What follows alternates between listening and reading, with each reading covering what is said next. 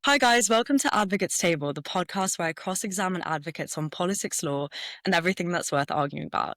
Today, I'm incredibly excited to be speaking with Bill Browder, one of Putin's biggest adversaries and the founder of the Magnitsky Act, which is one of the most powerful anti corruption laws in the world. So, Bill, I've been listening to a lot of your recent podcast interviews, and people have been asking you really fascinating questions, especially about Trump, the war in Ukraine, and where you think things are headed. But I'd love to know a bit more about the behind the scenes work that you do. What are you actually working on a day-to-day basis that you could tell us about? Well, I guess there's a couple of big things, big things that I'm working on. The first, and I would say most impactful, is the war in Ukraine. How can I help the Ukrainians? And one of the things which I have a particular focus on and potentially unique skill set on is after the war started, $300 billion of Russian central bank reserves were frozen in the West. And in my opinion, that's money that should be given to the Ukrainians so they can defend themselves against the Russians. And so for the last 3 years and some months, I've been traveling the world, meeting with lawmakers, government officials, NGOs, and other interested parties to try to figure out the path forward so that money can be confiscated. And of course, it's become much more urgent now because as Donald Trump has become president, he's made it pretty clear that the U.S. is going to step aside in terms of funding Ukraine's defense, and the money will need to come from somewhere. And I don't believe that Europe is going to have to be able to increase taxes on their citizens in order to help Ukraine. And so the obvious place to look for that money is the money that's being held in Europe that belongs to the Russians, that they absolutely owe the Ukrainians, and that money should be taken. And so that's probably my first and most important project at the moment.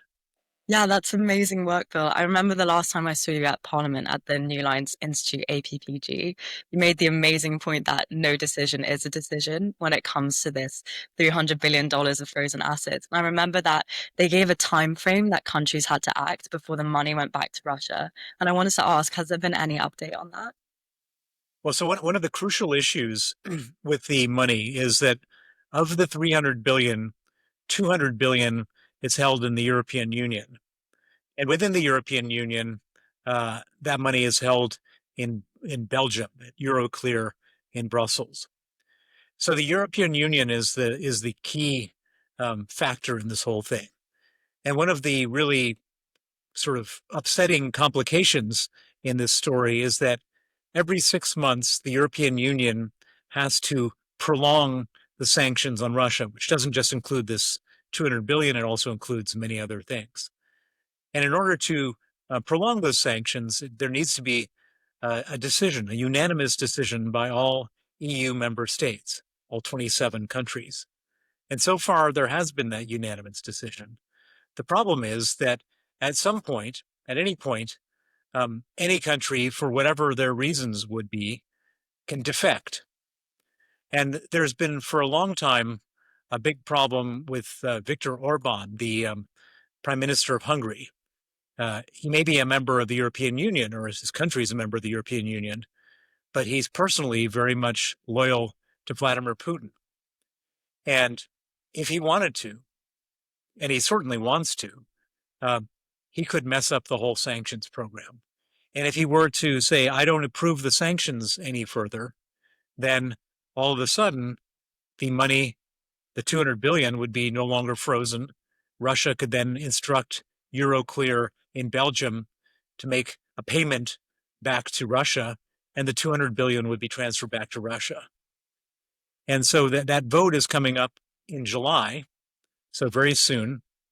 And if it comes up and he does what he has threatened to do, then all bets are off. Now, it's not as if the situation is without leverage from the European side. Hungary depends on all sorts of economic transfers from the European Union, subsidies. And so the European Union could, if they wanted to, withhold all sorts of money from Hungary, which is why he hasn't sort of pulled this ripcord yet. but it's entirely possible that he does. And if he does, then Putin could say to him, "Okay, I'll give you, I'll give you 20 billion of the 200 billion if you just, uh, vote against this." I mean, there's all sorts of ways that this thing could play itself out, and so I think it's a very tenuous situation. And if it were to happen that way, if Ukraine didn't get that money and Putin got the money, then Putin could use that money to inflict that much more damage on Ukraine versus Ukraine having that money and effectively holding back Putin. So it's really probably one of the most material things out there in terms of how this war progresses. That seems like the major next step. Is that the only way to potentially stop Hungary from voting in that direction, or is there anything other countries can do to kind of push this forward? Well, it's not so simple as saying there's 200 billion held in Europe, held in Euroclear, because Euroclear then holds that money in different currencies. So Euroclear, let's say, holds 30 billion of that money in British pounds. Um, and that money is not actually held in Belgium; it's actually held in Britain. So Britain could, if need be, and if they wanted to, and they need to do it soon, could put an extra freeze on that money. And so even if the European Union did the wrong thing, Britain could do the right thing. Same thing with the Canadians. Same thing with the Americans, if they were so inclined. And so it's not a totally simple situation, but for all intents and purposes, the Europeans need to do the right thing, and hopefully they do. Yeah, that's a great point, Bill. I think something the audience would love to know is that if you were running the UK's or EU's Ukraine policy, what would be the first thing you'd do, aside from the sanctions aspect you just discussed? Well, the most important thing other than money is weapons. Ukraine needs weapons. They need a lot of weapons, and they need them now. And so there's a lot of weapons that the UK has. There's a lot of weapons that the European partners have. For example, the Germans have Taurus missiles. They should supply, those are long range missiles, like the US ATACMS missiles, like the HIMARS. And if the Germans were to supply those in bulk and not list any restrictions on the Ukrainians for using those missiles, that could be a very helpful thing. I'd love to know a bit more about the Magnitsky Act and any sort of criticism you faced from it. I remember you had a debate in Parliament where someone was arguing that the Magnitsky Act can be seen as opposing cultural relativism or a tool for the West, but I'd love to know how you counteract this sort of criticism around it. Well, the Magnitsky Act is very simple. If somebody is involved in torture, murder, or other gross human rights abuses, that person should have their assets frozen and their visas canceled. It's about as black and white, good and evil as you can get. That there's no cultural issues whatsoever, unless the culture supports torture and murder. That's uh, and if it does, then we don't want to have anything to do with that culture. Uh, I mean, the people who oppose the Magnitsky Act generally are friends with dictators and are trying to come up with arguments to protect the dictator's money. I don't think there's any reasonable, rational, or moral argument against the Magnitsky Act that can be made that makes any sense at all. It's just plain and simple. If somebody does something terrible, they should pay a price. Simple justice. I'd love to know which country surprised you the most by resisting the Magnitsky Act, or which surprised you the most by actually adopting it into their policy. Well, I mean, nobody surprises me for adopting it because it's such a plain thing, So the message to any parliamentarian anywhere in the world is, um, should you or should you not allow a torturer and murderer from a dictatorship come to your country and use your banking system? I mean, are you going to lose any votes if you say that they shouldn't be allowed? And so when we put it up for vote, it's either unanimous or pretty close to unanimous. There's one country that surprised me, but maybe it didn't surprise me, which was Switzerland. Um, and in every country where we put this for a vote in their parliament, it's always passed either unanimously or overwhelmingly, except for Switzerland. In Switzerland, the Magnitsky Act failed in parliament. A majority of parliament voted in favor of torturers and murderers coming to Switzerland. And that did surprise me. Why do you think they voted in that way? Switzerland is in theory a European country. It's a country that abides by the Universal Declaration of Human Rights. Uh, they say all the right things, but when push comes to shove, and this is not the only instance where this has happened, as far as Switzerland is concerned, they do the wrong thing. And I think that this is financially driven. I think they value their banking system and their money more than just about anything, and that's why this has happened. Yeah. That's awful that some countries have opposed it when it's such an important tool to push against anti-corruption. And I think your books are amazing to show how difficult it actually is to push the Magnitsky Act in some of these countries that are meant to uphold the rule of law. So I think it's amazing that you're pushing for that. But I'd love to know your opinions on the current Israel and Iran conflict. What do you think this means in terms of how Russia will react to it and whether it will affect the war in Ukraine? I think that the new war between Israel and Iran is a huge gift to Putin. All of a sudden, uh, Ukraine and Russia are out of the headlines. All the uh, Putin can basically do any type of attack he wants, and he has been attacking civilians all over the place in Ukraine, killing civilians, and it's not on the headlines anymore. No one's talking about it because people don't have, uh, they only have a certain amount of bandwidth for tragedies and evil in the world. And at the moment, everyone is looking at Iran and trying to figure out what's going to happen next over there. And so this is a gift for Putin in that regard, and it's also a gift for Putin in regards to the oil price, because Iran is a big oil producer, and there's the risk that Iran won't be able to produce or supply as much oil. The oil price has gone up, and Putin relies on the oil price to survive. And so I think that that's another gift to Putin. Mhm. How do you think countries can reprioritize Ukraine in the midst of this conflict that's going on? Well, sadly, people can only pay attention to one thing, and so I think that while this is going on, this has been a huge reprieve for Putin. And also, the other big gift to Putin is that nobody's putting pressure on him to stop attacking, because everybody is, trying to figure out what should happen next with Iran. And so, um, I don't know if there's anything that we can do. It's the world is it's a function of what's going on at the moment, where people are paying attention, and that this is they're paying attention to Iran. I listened in one of your recent interviews, and you described how you don't think that Russia would be likely to cause a physical attack against the UK, like starting a war with them. But I'd love to know whether you think the threat of cyber attacks and misinformation campaigns are severe as well here. The risk of Russia attacking the UK with cyber and sabotage is 100%. They are. Misinformation, cyber attacks, sabotage is happening every day in all sorts of ways.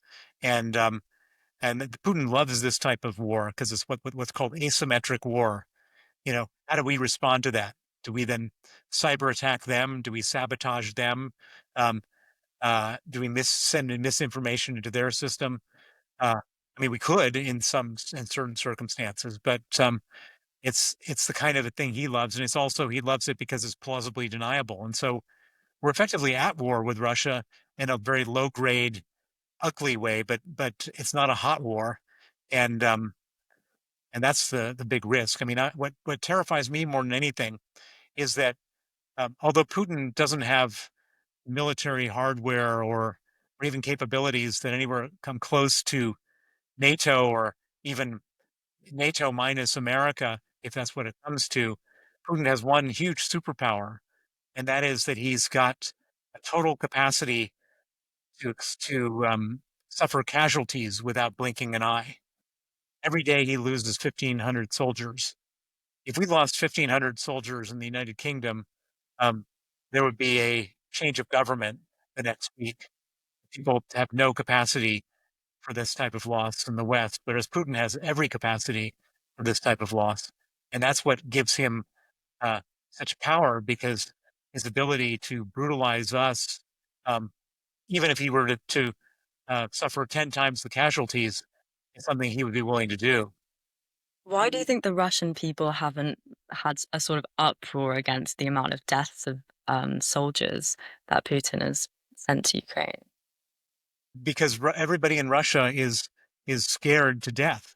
He's running a total dictatorship. If you say something bad about him, about the war, um, you go to jail or you get killed, and people don't want to die or go to jail, and so they're just keeping their mouth shut for the moment, and that could change, but that's how it is right this second. Yeah. I'd love to know what your biggest concern is right now, whether it's Trump's recent presidency or what do you think is the biggest concern in regards to the war? Well, I think it's for everybody who cares about Ukraine. It's the United States effectively switching sides. Uh, Donald Trump has made it clear he sides with Putin. He wants Ukraine to surrender, um, and he wants to do this in a way that is easiest for him. And of course, the United States was a major partner for Ukraine, major partner for Europe, major partner for all good. And by them stepping out, that changes everything. Do you think the US can ever regain its soft power after Trump's presidency? It's really hard to even imagine what life is going to be like after Trump's presidency. We're only 6 months into it. It's been an unbelievable, unmitigated disaster for US projecting soft power. Hard to even predict what's going to look like after 4 years. Yeah, that's understandable. And going back to sort of the West and issues with Ukraine, I wanted to know, do you worry about the rise of isolationism and populism in the West? And do you see this as the reason why people aren't supporting Ukraine as much as they should? I think that people are supporting Ukraine as much as with great enthusiasm, um, including Americans. The problem is just you end up with a few really nasty populist leaders like Donald Trump and Viktor Orban who are trying to sabotage that. I think the average person in Europe and the average person in the United States and in many places in the world understand very clearly that Putin is an aggressor. He's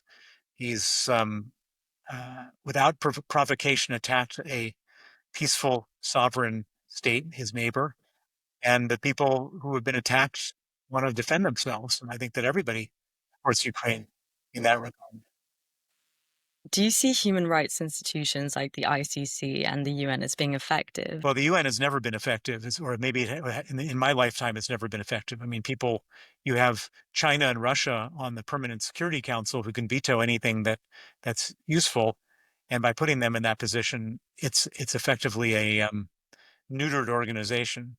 The ICC is potentially effective, but then you've seen how the U.S. is now not only not a member, but they're attacking the ICC for work that they're doing, and so we're in a really kind of dog eat dog world where nothing seems to work. But before we round this session up, I'd love to know if you could go back to when you first entered Russia's financial world, would you do anything differently? People often ask me that, and I ask myself that a lot. And the only thing I would do differently is not go to Russia if I could have not gone to Russia. Everything I've done since then is logical, and I wouldn't have done it differently. But if I could have avoided the whole um, disaster of getting involved with that country, it would have been a much more pleasant life for me and for many other people. That leads me to my next question. You face enormous risk for standing up to authoritarianism, and still you keep pushing. So, what keeps you going, and what message would you give to young people who feel overwhelmed by all of this, but want to help fight for the injustice that's currently going on?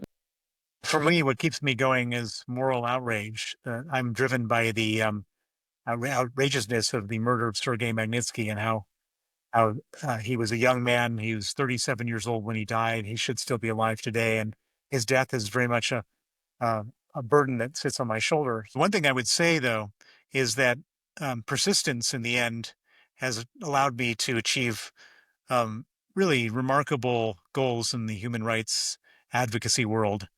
What I found is that if you stay with something long enough and you keep on hammering away, um, all the obstacles which seemed insurmountable eventually crumble. And that's what happened with the Magnitsky Act.